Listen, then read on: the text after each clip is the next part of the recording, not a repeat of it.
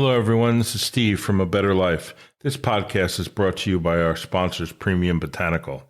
They are the makers of Herbal Spectrum, which is a full-spectrum hemp-based CBD.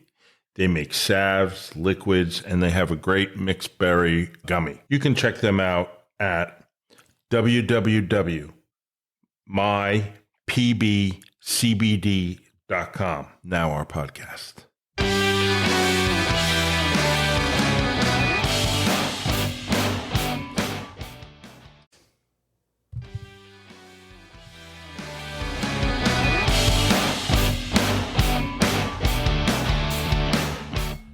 Hello, everyone, and welcome back to Episode 2, Season 3 of A Better Life with the abbreviated version GS, since George is MIA for the moment. I hope everybody's doing well. I have to thank everyone for the great response to Season 3's first episode regarding the assassination attempt on Donald Trump and other related stories. I am blown away by the response, and the response has triggered some other episodes that are going to be done. Dom will be back. We're going to do a single episode regarding the Kennedy assassination, and then we're going to do a single episode regarding the Robert Kennedy assassination, which to me at this point is much more interesting. But today we have a special guest, Robin Schafer. Say hello, Robin. Hi. So Robin is, believe it or not, and I've had a lot of people talking in passing. So one day I was at one of the clubs I belong to, and they were watching A Night to Remember, having to do with the Titanic. And I said in passing, I have a friend that's a direct descendant from one of the people on the Titanic. And they're like, who? And I'm like, oh, Isidor Strauss. And then they all flipped out because the story is so compelling. And so Robin is Isidor Strauss is your great-grandfather's brother. Correct. So your great-uncle. Correct. So I know that your great-grandfather was Secretary of Labor under Taft, right? That's correct. So the family was deep in a lot of these things. Not only they also owned Macy's for a long time correct. Before they started, actually during the time that they started Abraham and Strauss. Actually, Isidore and Nathan Strauss owned Macy's together. And they originally came in through the China department. They came in through textiles. As it turns out. I thought it was China. Okay. I can't be right all the time, as Robin knows. So as it turns out, Macy's was originally many different stores, almost like a strip mall type situation. And when they came in, they had textiles. And then they made it into the big department store that it is now and owned it for almost 100 years. And Nathan continued to own it after Isidore's death. And who came in and bought it? Was it Federated came in and bought it, or you don't know? I'm not sure. I'm not sure. I'm not sure. Doesn't really matter. We don't, for our purposes, whatever. So Isidore at the time was one of the wealthiest people in the world, Correct. Right? He was one of the tight group of New Yorkers and others. He was born in Bavaria? He was born in Otterburg. Otterburg, right. That's correct. And he and his family came over actually during the Civil War. And there are a lot of stories about the family from Talbot in Georgia and from their letters from Georgia where they write about a lot of the deaths and a lot of the Civil War sites that they saw. They were involved in the Confederate side of the war, strangely enough. Correct. Right? Yes. And did he go to the military academy before the war started? I think he did, or it was accepted. And then when the war started, of course, he had to withdraw. And then shortly after the war, they moved to New York. Correct. And they were huge philanthropists as well as bankers and involved in a lot of political stations as well.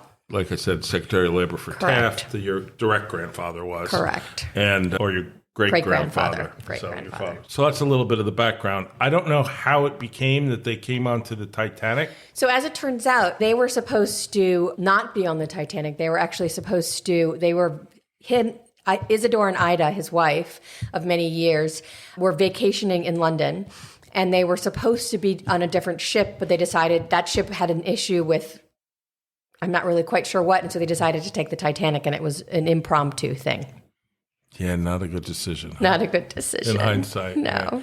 So they both died like many other. That's correct.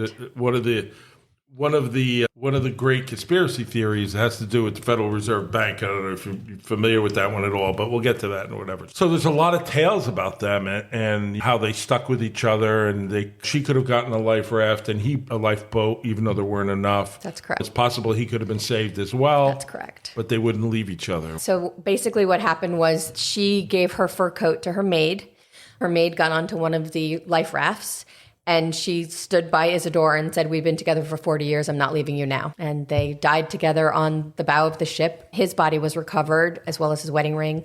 And he's buried in Fair Lawn, and hers was not recovered. Fair Lawn, New Jersey? Wow. No, Woodlawn, sorry. Woodlawn. Woodlawn, sorry. Oh, my grandparents are buried there, too. He's buried in Woodlawn. Wow. They have a mausoleum there, right? Yes. I forget the other name. It's another family name. I didn't recognize it at all, but I know that they have a mausoleum there, as most prominent people did during that time period, right? There's also a park in Upper Manhattan as well, Strauss Park, that's dedicated to them, and there's quite a lot of memorabilia, certainly, through the Strauss Historical Society. There's a plaque in the New York Public Library. Correct. And I think there's a Strauss Hall in Harvard, and one other thing is skipping my mind, but there's many things that aren't probably known from their philanthropy efforts. I also know that you showed me some time ago, like a newsletter that I forget who put the Strauss Historical Society, correct? And that was a very compelling document. It had great pictures, had great stories. Yeah. That all these people sit around talking about something that happened hundreds of years ago, and coming from somebody who collects phonographs from 100 years ago, it was compelling. Right. And actually, Nathan brought pasteurized milk to they named Netanya after him because he brought pasteurized milk there, and changed a lot of the milk in New York City as well in terms of pasteurized milk and saving lives. Wow. Pasteurized milk is a big thing. It is. It changed everything. One of the great inventions, for lack of a better word, in up and coming water, sanitary, milk. Even today, when I was in my 20s, I lived in Vermont and I had dairies all around me. And there was always such an issue with what the status of the milk that would go back into the big tank. Sure. Pasteurization fixed all that. So what else do you want to tell us? So also they started concerts in the park hundreds of years ago, and that through the Philharmonic, and that was then disbanded and then picked up again by my father, who now sponsors the concerts in the park for all of the city people, for right. Anybody who wants to come. It's in every borough in the city during the summer, usually in the middle of July. I know she constantly tries to drag me to these things, but I don't go. Even though I want to go, I say no anyway because next year, because that's what I do, right?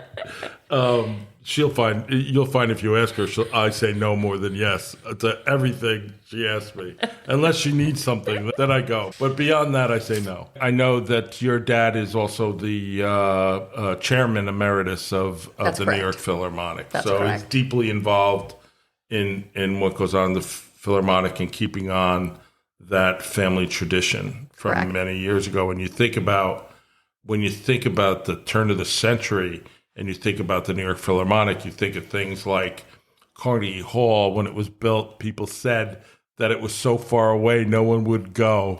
Guess what? Yes, he's carrying on the philanthropic bug that the family has carried throughout many generations, right. Which has been very helpful for all of us, and we're all very committed to it.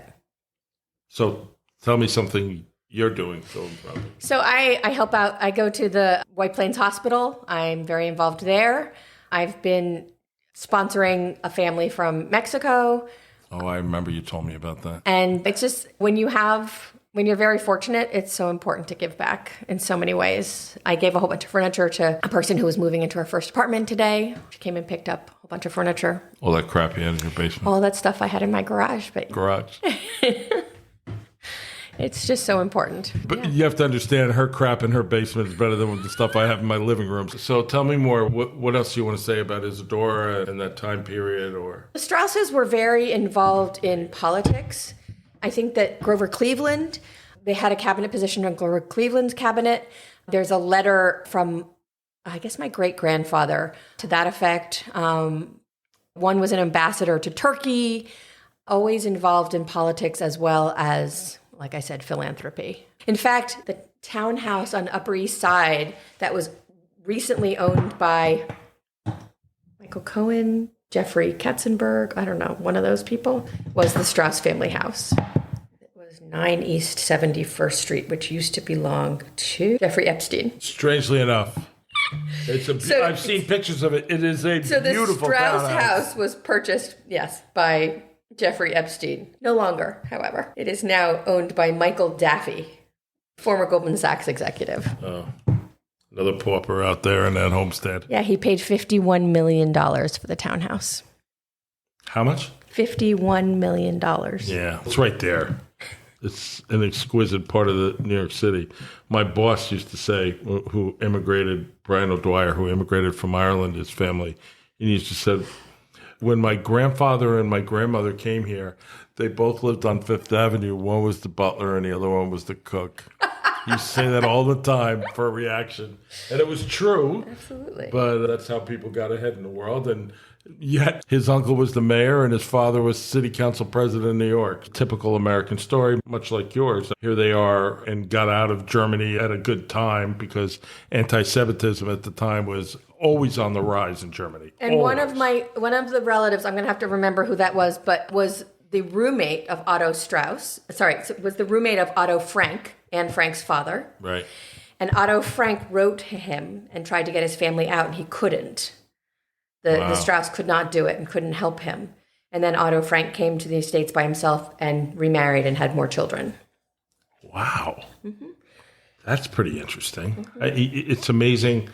There's a huge, and I know you're knee deep in it, German-Jewish connection where even today that those families are very tight, right? Yeah, it was Nathan Strauss. So yes. So Nathan was your direct great-grandfather, right? No, Oscar was. Oh, Oscar He was another great-uncle. Great-uncle. So he was good friends with Otto Frank. They went to school together. And that was after Anne had died, right? This is actually, they went to school together before. Right. And then when he was trying to get Anne, then the whole family out, unfortunately, Nathan was not able to do that. He attended Heidelberg University, which is where they met. That's so interesting. What year we think that was? Probably in the turn of the century, right? Heidelberg University was probably 38, maybe. Probably before that. Maybe before that? Yeah, because the beer, whatever those things were called, were around that time period. Yeah. You look at Nazis coming to power, you look at the Olympics in the 30s. I don't remember exactly what year it was, but the Jesse Owens bit was all in the 1930s. So there's a letter from Otto Frank to Nathan from 1941 where he was looking for immigration and trying to get out and couldn't. In 1938, he had filed a petition in Rotterdam to try to get out, but he wasn't able to. Yeah, it's very difficult. Mm-hmm. It was very difficult. I know my grandfather, who wasn't Jewish, fought in World War I for the Czechoslovakian army and then spent a year in a German prison camp and was released. But he saw the tide coming, I guess, around the 1920s and said, I better get the heck out of here because they're coming again. And I want to say the town he grew up in Austria-Hungary, or he lived in, basically 70% of the town were killed. Germans kept good records. Right. So you could see when you go through it, you see teacher, politicians, you see this kind of mass murder of people. It didn't really matter if they were Jewish or not. No, at that certainly time. not at that point. So the junta, whatever you want to call it, whatever name you want to give it to, other than genocide. So it was a very difficult time for Jews everywhere in the world. Absolutely. So there's a book actually of their letters between the two of them because they were friends for 30 years. And at that point, letters was the form of communication. So I wonder when that works with the time that they found Anne's diary. Probably much later the diary was found, they probably didn't even know that it existed. From what I understand, I thought that Otto Frank had actually taken it to publish it. I think that was my understanding. I mean, that was required reading when I was a kid. I don't know if it still is. A very compelling story.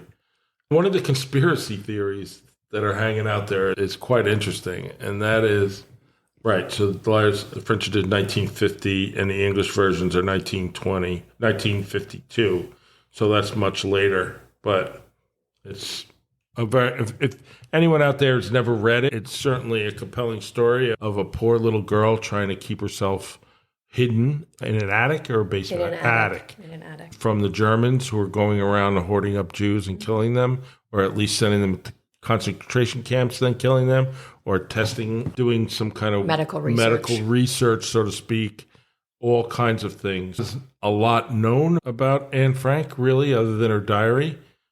It's a compelling story. Obviously, the Titanic, as we all know, had a myriad of the ultra-wealthy, the ship that would never be able to sink, the luxury of it, and we've all seen the pictures. Some of us have seen the movies. I've never seen, and I'll confess here, I have never seen the newest version of Titanic. I have no interest in seeing it.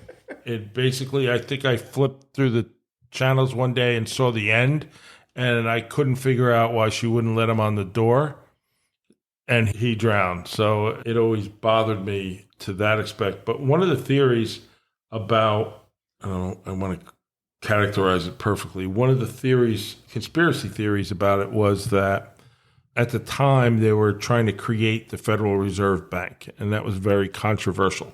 And a lot of people, a lot of very wealthy people who controlled most of the wealth, not only in America but in the world, were split.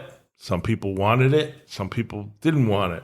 And strangely enough, most of the people who didn't want it happened to be on the Titanic.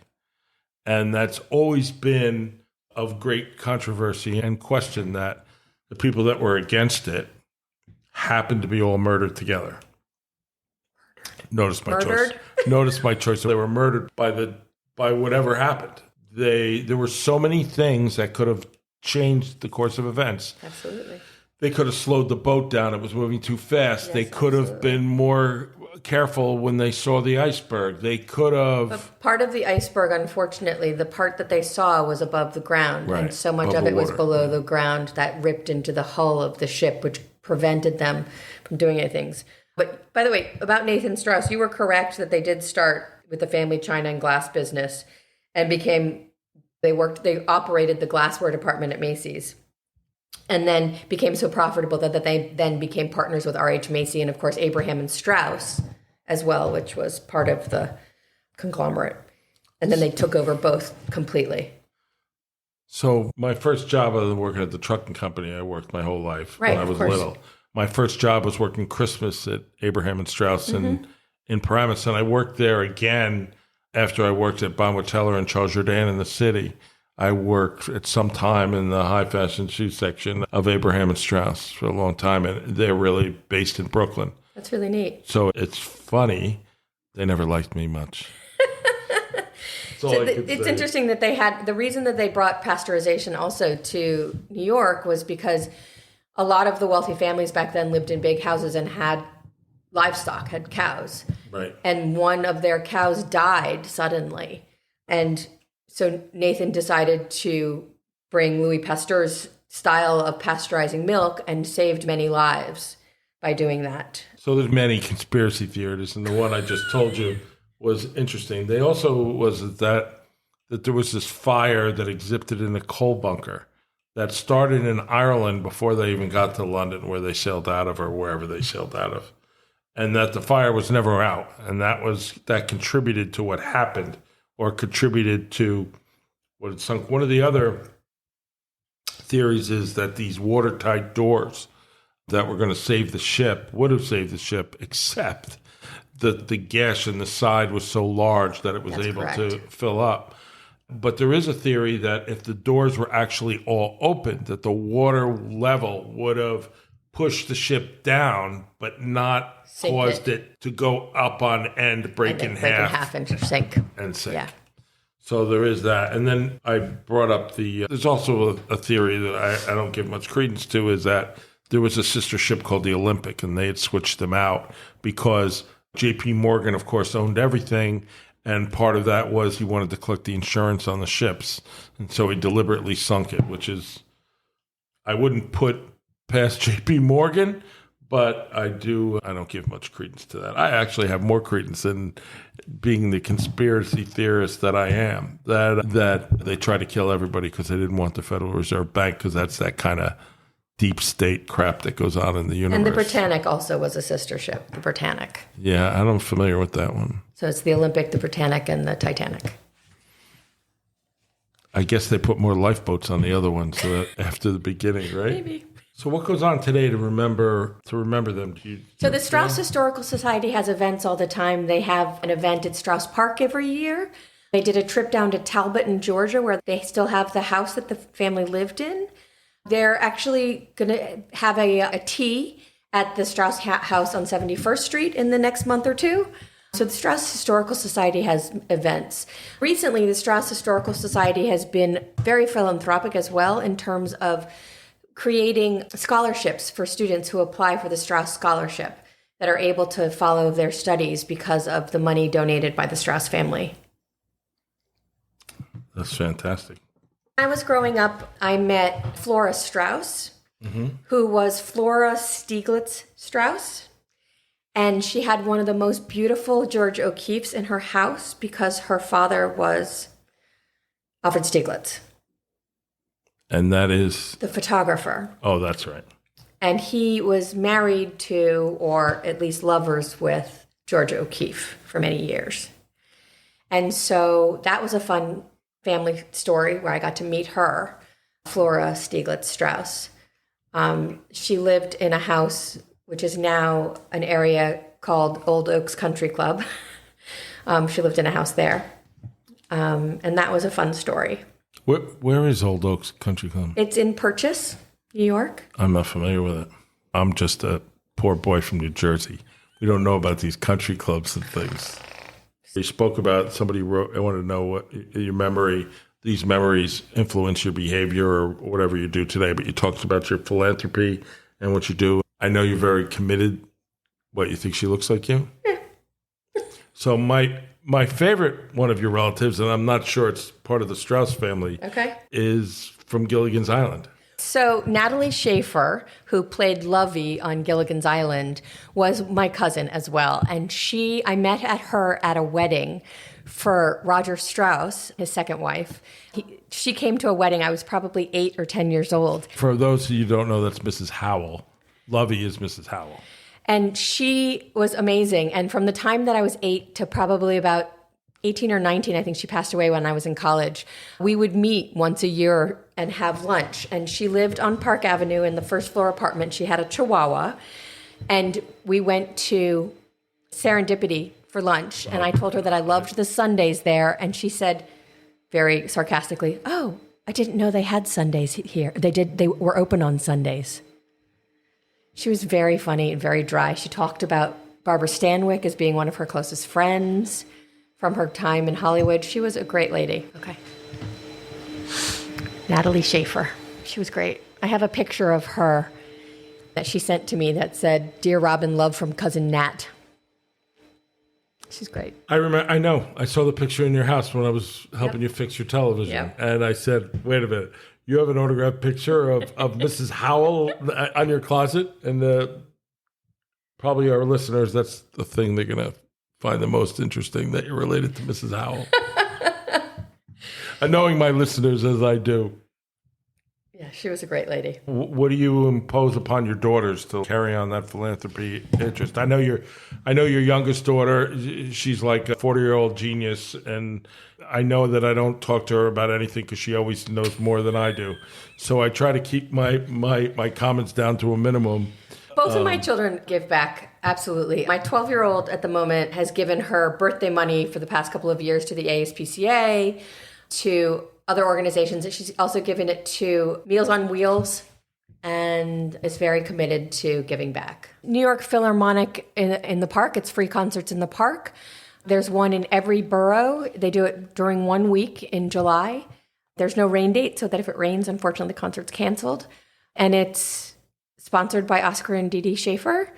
And it's an amazing event where you go and you can just listen to the Philharmonic for hours. And then at the end, they have fireworks and there's food and there's drinks that you can purchase. It's a wonderful event. I know they do them in the parks all over the city, right? They do, absolutely. Randall's Island, they do in Riverdale. And that must be quite a feat, taking everything apart, moving it in a day and resetting it up. Absolutely. And the Philharmonic are not used to flying by the seat of their pants, so it must be. And their instruments are insured for a lot of money, and they have to move their instruments and take care of them. So yeah, it's a big event. Well, Robin, I thank you very much for coming. I appreciate the insight into the Titanic and your family, how it's changed and stayed the same all at once in the future, and a look into these people that have impressed their lives of what they did in their final moments, which, strangely enough, is